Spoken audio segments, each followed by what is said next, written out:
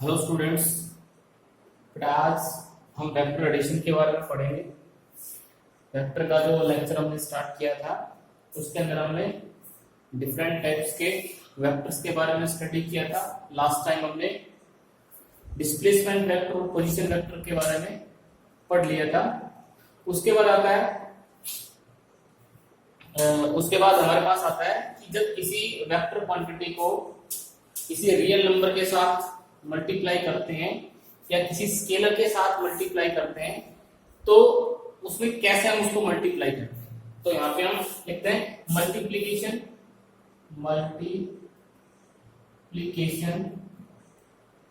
Of vector with a real number. ठीक, तो यहाँ पे देखो बिल्कुल सिंपल सा है, किसी भी रियल नंबर के साथ मल्टीप्लाई करें किसी वेक्टर को। मान लो लेट हमारे पास एक वेक्टर है A vector, let vector A and real number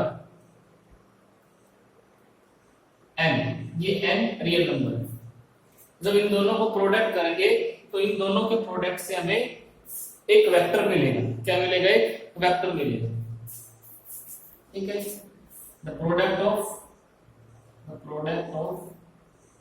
a vector with a real number n gives a vector n into a। ये वेक्टर हमें मिलेगा n t whose magnitude becomes n times of vector a।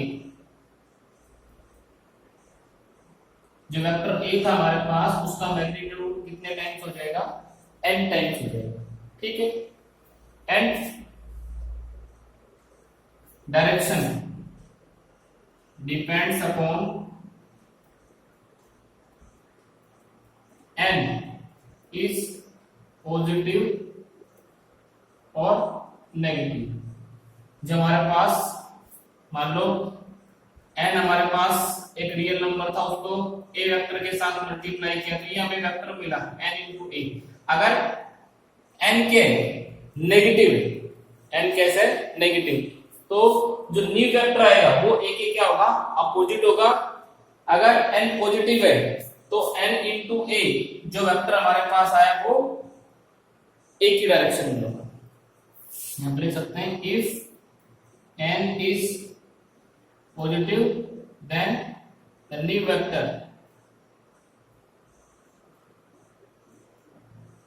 n a in the direction of a vector। if n is negative then new vector opposite to the a vector, क्योंकि जब minus n को ये हो जाएगा minus n into ए, तो minus का मतलब कि उसके अपोजिट हो जाएगा। ठीक है, तो जब भी किसी वेक्टर को किसी रियल नंबर के साथ मल्टीप्लाई करेंगे तो हम ये देखते हैं कि उस वेक्टर का मैग्नीट्यूड n टाइम्स हो जाएगा। ठीक है, जितना वो रियल नंबर है उसके साथ मल्टीप्लाई हो जाएगा और वो जो नया वेक्टर हमें मिलेगा n इंटू ए, उसकी डायरेक्शन a की डायरेक्शन में होगी या a की अपोजिट होगी, वो डिपेंड करेगा कि n नेगेटिव है या पॉजिटिव। ठीक है बेटा, तो दिस इज, तो ये मान लो हमारे पास ये फोर्स है, फोर्स हमारे पास 2 न्यूटन है, ये एक वेक्टर है फोर्स 2 न्यूटन। एक रियल नंबर हमारे पास दिस इज 5, तो हमारे पास जो नया वेक्टर आएगा this is f dash n into f, कितना जाएगा? 2 इंटू 5 10 न्यूटन। तो ये 10 न्यूटन हम इसको ऐसे दिखा सकते हैं। ठीक है, ये मैग्नीट्यूड बढ़ गया, डायरेक्शन क्या है? सेम। ठीक है, तो ये अब किसी भी वेक्टर को हम स्केलर के साथ मल्टीप्लाई करेंगे, multiplication of vector with scalar. ये तो किसके साथ मल्टीप्लाई किया था हमने, एक रियल नंबर के साथ मल्टीप्लाई किया था। इसी तरह से किसी वेक्टर को जब हम स्केलर के साथ मल्टीप्लाई करेंगे, तो स्केलर के साथ मल्टीप्लाई करेंगे तो फिर क्या होता है, यहाँ पर हम लिख सकते हैं multiplication of A vector, multiplication of A vector with scalar s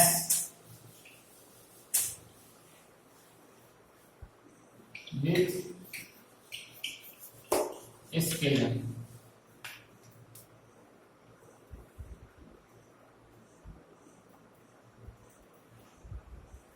s।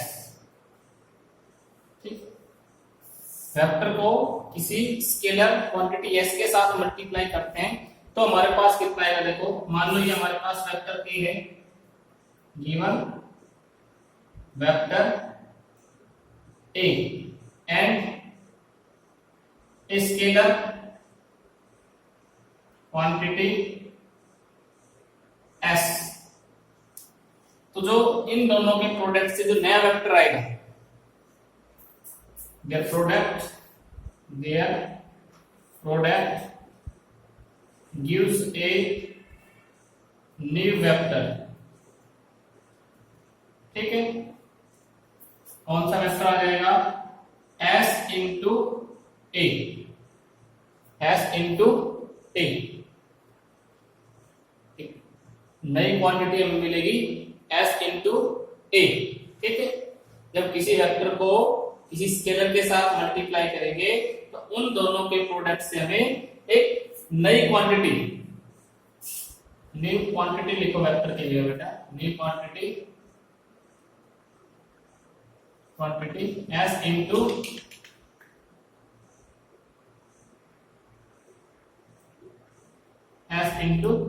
a।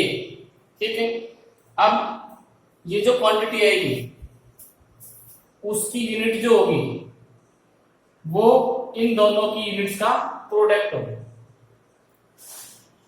The unit of new quantity product of their units. मान लो फोर्स है हमारे पास 10 न्यूटन और एक स्केलर क्वांटिटी है, स्केलर क्वांटिटी हमारे पास टाइम है 2 सेकेंड। ठीक है, तो यहां हमारे पास एक नई क्वांटिटी आएगी F इंटू टी, कितना आएगा 20 न्यूटन सेकेंड। ठीक है, तो ये यूनिट यहां में क्या हो जाएगी, चेंज हो जाएगी चेंज। तो जब भी किसी वेक्टर क्वांटिटी को किसी स्केलर क्वांटिटी के साथ मल्टीप्लाई करेंगे तो हमें एक नई क्वांटिटी मिलेगी और वो नई क्वांटिटी की यूनिट जो होगी वो उन दोनों की यूनिट्स पे डिपेंड करेगी, उन दोनों की यूनिट्स का प्रोडक्ट होगा। ठीक है, उन दोनों की यूनिट का क्या होगा, प्रोडक्ट होगा। ठीक है बेटा, तो ये जब किसी वेक्टर को किसी स्केलर के साथ मल्टीप्लाई करेंगे तो किस तरह से मल्टीप्लाई करते हैं, और वेक्टर के साथ मल्टीप्लाई करते हैं तो किस तरह से मल्टीप्लाई करते हैं। अब नेक्स्ट हम देखेंगे रिजल्टेंट वेक्टर। एक वेक्टर और आता है हमारे पास, दिस इज रिजल्टेंट वेक्टर। तो रिजल्टेंट वेक्टर क्या होता है, रिजल्टेंट वेक्टर हम देखते हैं। रिजल्टेंट वेक्टर, तो रिजल्टेंट वेक्टर क्या होता है उसके बारे में हम पढ़ते हैं। रिजल्टेंट वेक्टर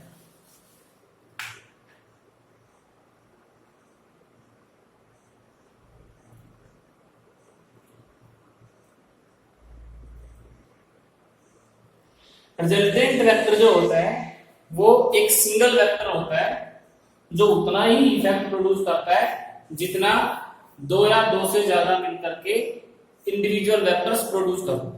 हम लिखते हैं पहले a single vector which produce the same effect as is produced by two or more individual vector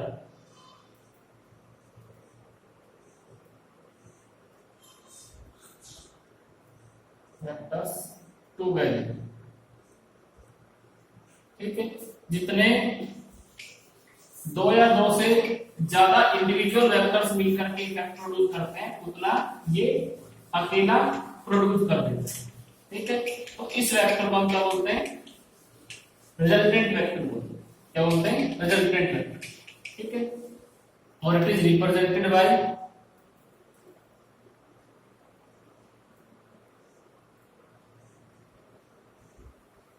are. Resultant vector को किससे रिप्रेजेंट करते हैं? आर से रिप्रेजेंट करते हैं। देखो अब एग्जांपल लेते हैं, छोटा सा मान लो ये हमारे पास इधर वेस्ट, इधर ईस्ट, इधर नॉर्थ, इधर साउथ। अब मान लो एक आदमी वेस्ट से ईस्ट की तरफ जाता है, कितना जाता है? 4 मीटर।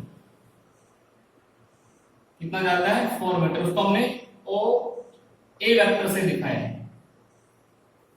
ठीक है, फिर ये किसकी तरफ मुड़ जाता है? फिर ये चलता है 3 मीटर नॉर्थ की तरफ। ये 3 मीटर किधर चला? नॉर्थ की तरफ। ये बी से हमने दिखा दिया।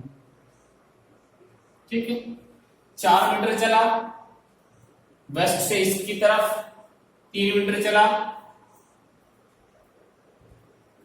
नॉर्थ की तरफ। ठीक है, तो इन दोनों का जो रिजल्टेंट वेक्टर, ये जो हमारे पास ओबी जो होगा वो इन दोनों का क्या होगा? Resultant vector. हाँ, OB इज इक्वल टू, हम कहेंगे OB is equal to OA vector plus AB vector.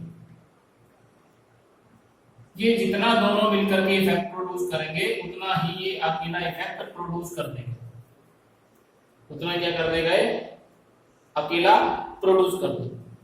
ठीक है, अब किन्हीं वेक्टर्स का, किन्हीं दो वेक्टर्स का कैसे हम सम करते हैं, कैसे उनका प्रोडक्ट करते हैं। प्रोडक्ट तो हमें पढ़ लिया कैसे सम करते हैं, कैसे उनको डिफरेंस करते हैं, उनका दो वेक्टर्स को कैसे हम ऐड करते हैं, कैसे उनको सब्ट्रैक्ट करते हैं, वो हम स्टडी करते हैं बेटा। तो वेक्टर जो होते हैं वो सिंपल अलजेब्रिक रूल से ऐड और सब्ट्रैक्ट नहीं किए जा सकते। वेक्टर्स कैन नॉट बी एडेड और subtracted by simple algebraic rules. ठीक है, उनके लिए कुछ लॉज होते हैं, उन लॉज को हमें ओबे करना होता है और उन्हीं के अकॉर्डिंग हम उनको ऐड और सब्ट्रैक्ट कर सकते हैं। जैसे यहाँ पे देखो, हम यहाँ पे देखें, हम ऐसे नहीं लिख सकते भाई r is equal to 3 plus 4 is equal to 7। This is wrong. ठीक है, क्योंकि ये सिंपल अलजेब्रिक रूल से हम ऐड और सब्ट्रैक्ट नहीं कर सकते। तो यहां पे देखो, ये वेक्टर और ये वेक्टर एक दूसरे से कुछ एंगल पे हैं। ठीक है, तो इनका जो रिजल्टेंट आएगा r इज इक्वल टू आएगा 3 square plus 4 square is equal to √25 5 metre. इस डायरेक्शन में, इधर इस डायरेक्शन में north east, due north east अगर ये 5 मीटर चलता है या फिर 4 मीटर किधर चले?